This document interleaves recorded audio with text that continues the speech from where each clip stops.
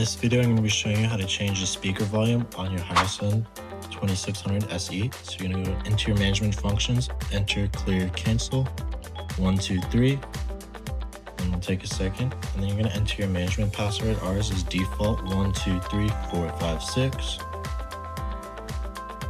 And then once you get into your operator functions, you're going to go to system setup. You're going to go to speaker volume, and then you can either turn it up or you can either turn it down.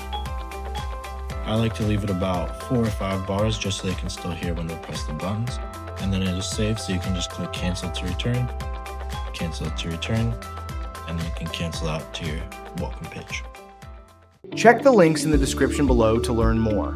Don't forget to click the like and subscribe button and the bell notification to get notified when we drop new helpful videos. Thanks for watching.